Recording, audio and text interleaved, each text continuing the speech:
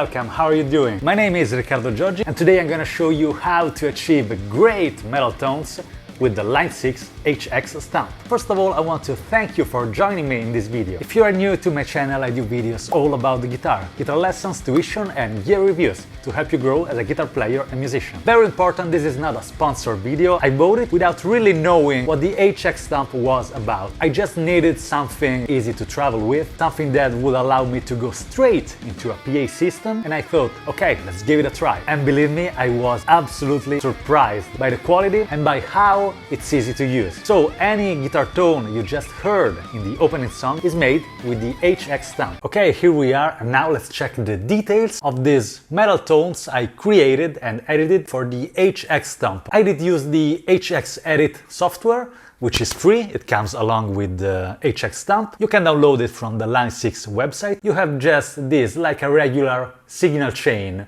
from the guitar to pedals, amp, cabinets, post effects and main left-right, so it's basically pretty similar to an analog signal chain. Let me tell you a little bit better for what I'm gonna use these sounds I'm about to show you. I did recently join a metal band called Inno. I'm super happy about that because they have an amazing album out called The Rain Under. Please feel free to check it, you will find it on Spotify, iTunes. If you are into physical copies, we have it. So just search for Inno on Instagram or on social media and you will easily find us. With Inno, we are about to start performing in real venues again. And so, since I like to make my life easier, I decided to buy this HX Stomp right after I officially joined this band. For this video, I'm using this Ibanez RG752, the Dario XL9-54 strings and the Dario American Stage cables, and of course this Line6 HX Stomp. This is my rhythm tone.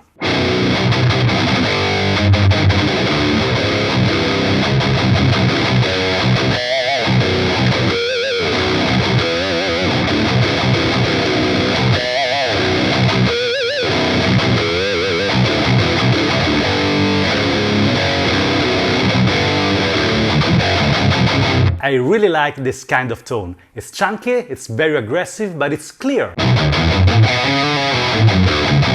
This is what I always search for when I create a metal tone. It doesn't matter if I'm using a digital device or a real analog amp. Let me show you what I did use. We have here a noise gate, which actually didn't do that much, just, just a hint of it, and then let's go to a more interesting piece of gear here. In the second slot in the chain, we have a booster, a Horizon drive. This is the digital version of the Precision drive from Horizon devices. If you are into gent or modern metal, I'm sure you already know this pedal. I use it more like a booster than an actual distortion pedal. So, as you can see, the drive is at 0.3, so basically nothing.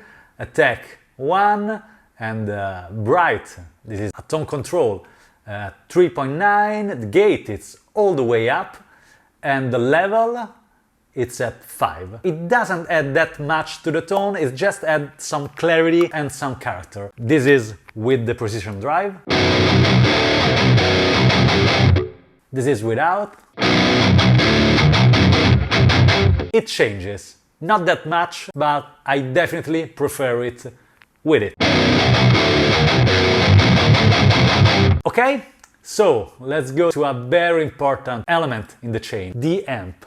I am using here the ANGL Meteor, or Meteor, I don't know the right pronunciation of it, and basically I assume this amp simulation is made after an ANGL amp. I love ANGL amps. You know, there are a lot of modern amps. Kali, the German, and the Rectifier, Archetype, you know, the most modern ones, the solo lead and Panama, which is basically 5150, the Rev, the Diesel, but for some reason, this is just personal taste, this sounded way closer to the tone I was searching for. So I decided to use this angle here, and we have drive at 6, bass 2.5, you can see the EQ, and there is really nothing too elaborated in here. I have a very minimalistic approach when it comes to creating guitar tones. The less, the better for me. It has been very easy to find the right EQ curve and the right amount of presence and drive. Now that we checked the angle amp simulation, let's go to the most relevant, at least for me, piece of any signal chain, analog or digital, the cabinet. In this case, I am using a Choptones impulse response. Let me mention this company because they are making incredible impulse responses. And again, this is not a sponsored video, they have nothing to do with this video, but I have to say it. They, at the moment, make my personal favorite impulse response in the market. This one I'm using is the snapshot of a Mesa Boogie 4x12 oversized, loaded with Celestion V30's speaker. We have this bunch of letters and numbers. It's basically the name of the cabinet, BOG OS oversized 412 4x12 V30. We have C-Ger.